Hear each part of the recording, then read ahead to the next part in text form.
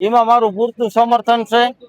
કોઈ પાર્ટી નથી, કોઈ વાદ વિવાદ નથી અને આ બધા ખેડૂતની હારે આપણું સંકલન કાયમી માટે સમર્થન છે। એમાં મુખ્ય વસ્તુ એવી છે કે એક તો 3 ભાઈઓ હોય અને 10 વીઘા જમીન હોય તેમાં 3 વીઘા જમીન આવી હોય એમાં 3 વીઘા જમીન વીજ પોલ માટે થઈને રોકાણ થઈ ગયેલું હોય તો એને ખેતી કરવી કે પછી આને જમીન દઈ દેવાની। મારી માંગ એટલી છે કે ખેડૂતોને અન્યાય છે એના માટે ન્યાય આપો। આ 16 દિવસથી મોરબીની અંદર, જેતપુરની અંદર ખાધા વિનાના ખેડૂત જે ઉપવાસ આંદોલનની અંદર બેઠા છે એને યોગ્ય ન્યાય આપો અને વળતર આપો યોગ્ય, એ મારી માંગ છે અને ઉગ્ર રજૂઆત છે। આજ રોજ ઉપલેટા મુકામે આમ તો સમગ્ર ગુજરાતની અંદર કિસાન કોંગ્રેસ દ્વારા, કિસાન સંઘર્ષ સમિતિ દ્વારા અને એમની સાથે જોડાયેલી કિસાન સભા, આ જે કિસાનો સાથે જોડાયેલી સૌ સંસ્થાઓ દ્વારા આજે સમગ્ર ગુજરાત અને સૌરાષ્ટ્રની અંદર ચક્કાજામનો કાર્યક્રમ આપવામાં આવ્યો છે। ત્યારે ખેડૂતોની જે વેદના છે, ખેડૂતો માટે છેલ્લા કેટલા સમયથી આ વીજ પોલ માટેની જે લડાઈ ચાલે છે, ખેડૂતોના પાક વીમા બાકીના ઘણા પ્રશ્નોને લઈ આજે આ ચક્કાજામનો અમે કાર્યક્રમ ઉપલેટા મુકામે કોલકી રોડે મેઇન ગેટે અમે કર્યો છે। ત્યારે એમાં મોટી સંખ્યાની અંદર ખેડૂતો ઉપસ્થિત રહ્યા છે। આ ચક્કાજામના કાર્યક્રમ દ્વારા સરકારને અમે સીધો સંદેશ પહોંચાડવા માગીએ છીએ કે આજ એટલા દિવસથી ખેડૂતો જેતપર હોય કે બાકીના બીજા સ્થળોએ એ ઉપવાસ ઉપર ઉતર્યા છે, અનશન ઉપર છે, છતાં પણ આજે સરકારનું પેટનું પાણી હલતું નથી।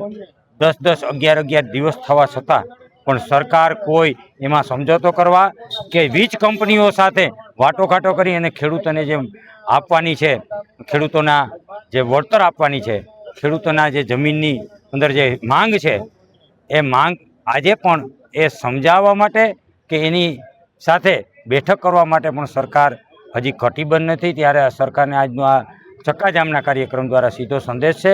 આવનારા દિવસોની અંદર કિસાન કોંગ્રેસ અને કિસાન સભા, કિસાન સંઘર્ષ સમિતિ દ્વારા અને ખેડૂતોની જે જુદી જુદી સંસ્થાઓ, જુદી જુદી સંઘ છે એને સાથે લઈ ખેડૂતોના પ્રશ્ને ઉગ્ર આંદોલન કરવામાં આવશે અને આ આંદોલનના માધ્યમથી ખેડૂતોને અવશ્ય ન્યાય આપવામાં આવશે।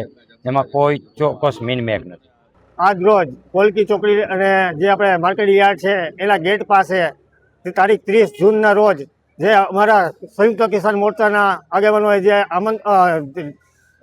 સંયુક્ત મોરચાએ જે આહવાન કરેલું છે કે રસ્તા રોકો આંદોલન 30 જૂનના રોજ બનાવો અને આજ રોજ ગુજરાતની અંદર હરેક જગ્યાએ જે અમે ચક્કાજામનો કાર્યક્રમ રાખેલો છે એના ભાગરૂપે ઉપલેટા તાલુકામાં પણ અમે ચક્કાજામનો કાર્યક્રમ રાખેલો છે। આ આંધળી અને મૂંગી બેની સરકાર જે કયો એ, કારણ કે આજે ભાજપની તાનાશાહી એટલી જગ્યાએ વધી ગઈ છે કે ખેડૂતોને હેરાન પરેશાન કરી રહ્યા છે। એક જતા ઉપલેટા અને ગુજરાતની અંદર, રાજકોટ જિલ્લાની અંદર જે વરસાદ ખેંચો હોય એની ઉપર ધ્યાન ખેડૂતોને સામે દેતા નથી। બીજા નંબરમાં કે ખેડૂતોને પડા પર પાટું, અતિવૃષ્ટિનો ભોગ બનેલા હોય, ખેડૂત દેવાદાર બની ગયા હોય, બેંકના કરજા ચડી ગયા હોય અને એની અંદર જે ખેડૂતો ઊંચા ધિરાણે વ્યાજે પૈસા લેતા હોય અને ખેડૂતો અત્યારે પાયમાલ થઈ ગયો, દેવાદાર બની ગયો છે। એવા મુદ્દા સાથે ઘણા પણ મુદ્દાઓ છે જે સરકાર સાંભળતી નથી અને બહેરી થઈ ગઈ છે। જે મોરબીના જેતપુરમાં જે વીજ લાઈનો, હેવી વીજ લાઈનો પડી રહી છે એની અંદર જે ખેડૂતોને હેરાન પરેશાન કર્યા છે અને ખેડૂતો સરકાર પોલીસને આગળ ધપીને જે ખેડૂતોને પકડીને ઢસડીને લઈ જાય છે, પરંતુ આ તાનાશાહી સરકાર સાંભળતી નથી। અમે એને ચેતવણી ખુલ્લી આપી છે કે જો શ્વાનમાં સમજી જાઓ, નહીં તો આ ખેડૂત જગદો તો તાજ કહેવાય છે, એ જ્યારે રસ્તા ઉપર આવશે ને ત્યારે તમારો વેર વિખેર થઈ જશે।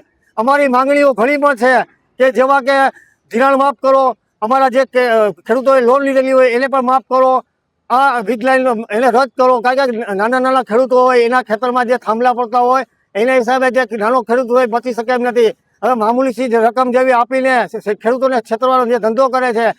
તમે જાણી રહ્યા છો કે ગુજરાતની અંદર ખેડૂતો માટે પોલીસ નથી રક્ષણ આપી શકતા, પરંતુ મોટા ઉદ્યોગપતિ હોય છે એને ખાસ રક્ષણ પોલીસનું આપે છે।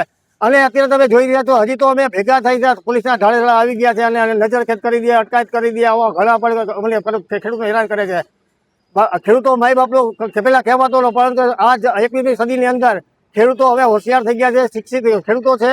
તો સરકારે સમજી જવું જોઈએ કે એના જે માંગણી અને મુદ્દા છે એને સરકાર તાત્કાલિક ધોરણે એનો નિયમ અમલમાં લે। અમારી માંગણીઓ બધી છે, ખેડૂતોના દેવા માફ કરો, જે મોરબીની અંદર ખેડૂતો ઉપર છાવણીમાં બેઠા છે એની માંગણી પૂરી કરે, કારણ કે મોટા હેવી થાંભલાઓ નાખેલા છે, ખેડૂતો બરબાદ જ થઈ રહ્યા છે।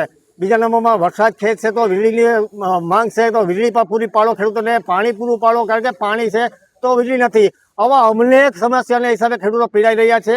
એના માટે આ આજનો દિવસ જે 30 જૂન છે એ અમે ચક્કાજામનો કાર્યક્રમ સંયુક્ત કિસાન મોરચાના લીધે રાખી રહ્યા છીએ.